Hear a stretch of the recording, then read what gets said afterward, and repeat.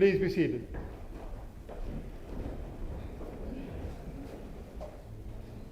Oh man, they've done it. They've really done it this time. Oh, I'm sorry, I didn't realize someone wanted to come on in. I have to go in there and explain to the prefect why I should not be demoted, why we should not give orders to have the temple torn down and the city burned to the ground. Oh, I'm sorry, I should probably introduce myself. I am Pontius, the governor of the miserable outpost of Palestine.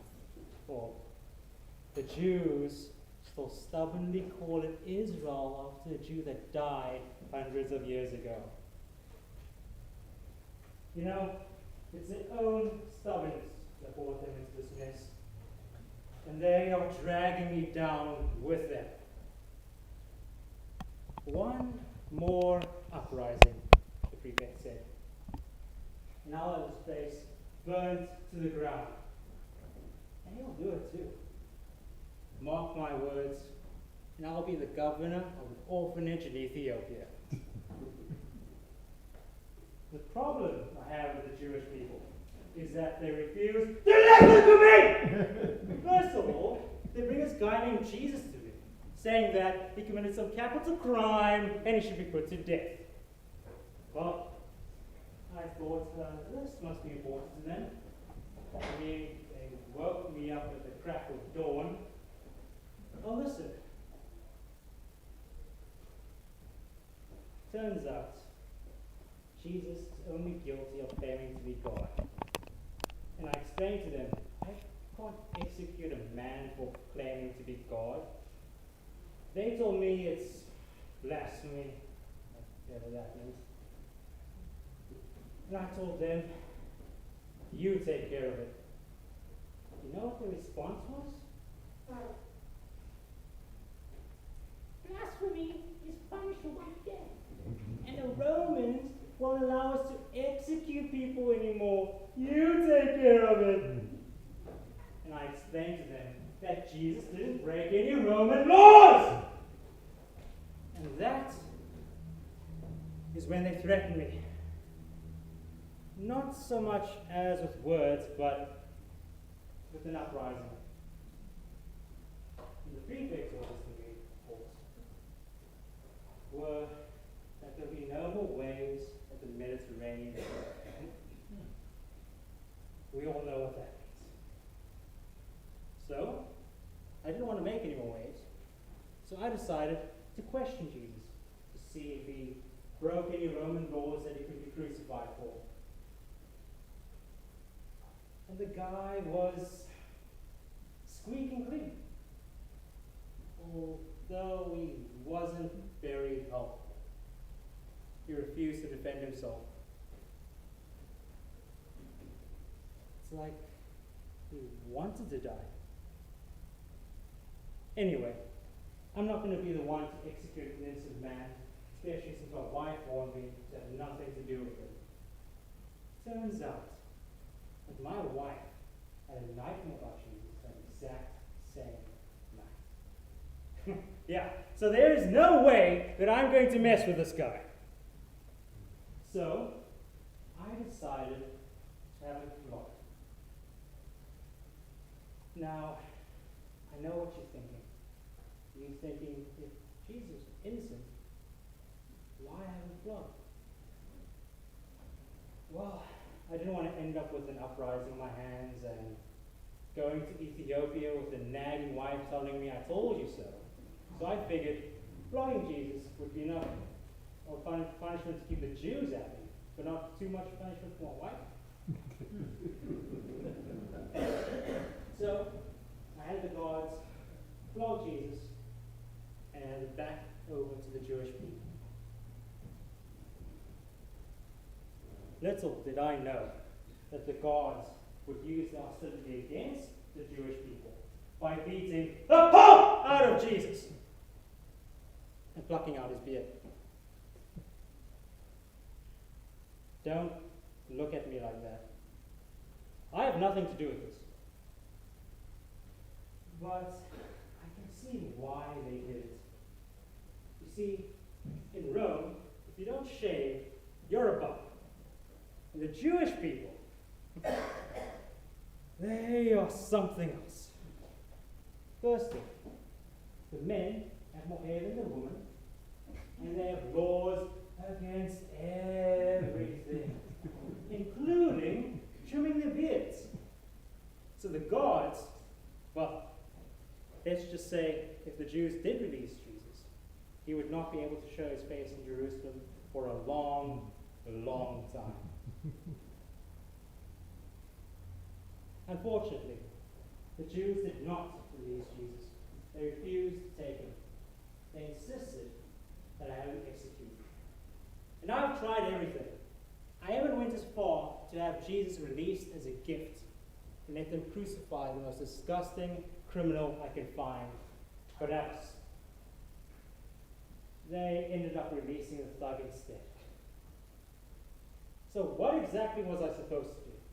Because I said no 7 times, and the more times I said no, the bigger crowds got outside my palace. And the Jews were shouting, "Crucify him! Crucify him!" So you know what I did?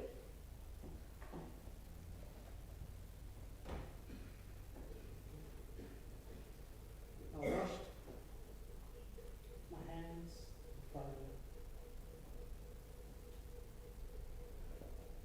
And I told him, "Let his blood be on your hands." And I had him crucified.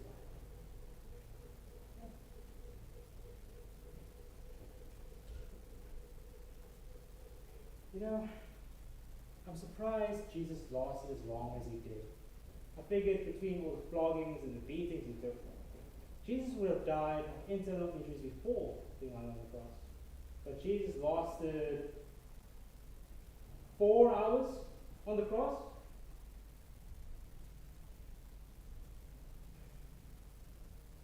Anyway, after the crucifixion, the Jews made a request that the Roman soldiers watch the tomb.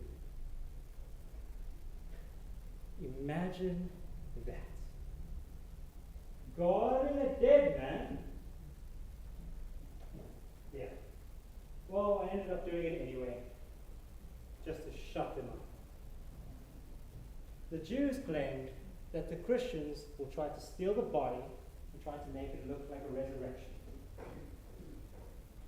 But you know what? Jesus actually did rise from the dead. Oh, yes, I'm sure of it. I knew it would happen. I knew it would happen before we died. Even before we got flogged. When I questioned Jesus, he looked into my eyes, it was like he was looking into my soul. He didn't fear death at all. Now, I won't go as far to say that he was God, but he was definitely from God, which is why the sign on the cross saying, King of the Jews. And the Jewish people were ticked off about it. Oh boy, did I get them good this time!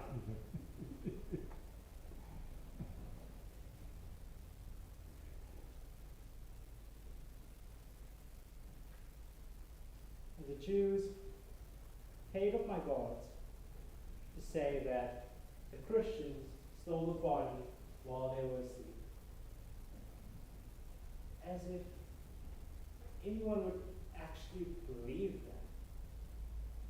You do know what the punishment is for Roman soldiers who fall asleep on duty, right? They would get the same punishment Jesus got. They would be crucified, so that everyone can see what happens to Roman soldiers who fall asleep on duty. Now, I don't know what happened to those Roman soldiers. They never returned to the palace. I figured that they used the money from the Jews to travel to Spain. That's what I would have done, at least. Meanwhile, the Jews are spreading rumors about how the Christians stole the body.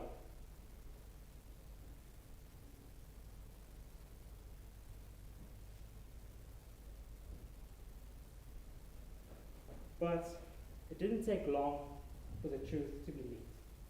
About 500 people, believers and non-believers, saw Jesus after he rose from the dead.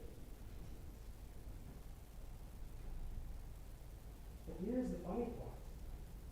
See, I questioned a couple of Jews, and they all told me, the body is missing.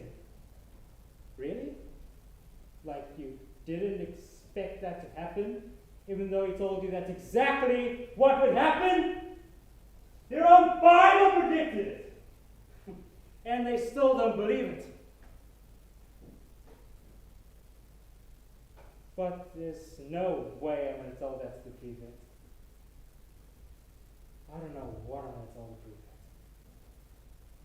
I don't think it matters. I think Jerusalem will probably be burned to the ground sooner or later anyway.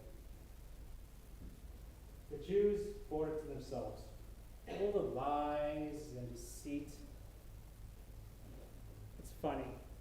You ask two Jews the same question, and you get 3 different answers. No wonder the prefect thinks they're planning an uprising. Anyway, wish me luck.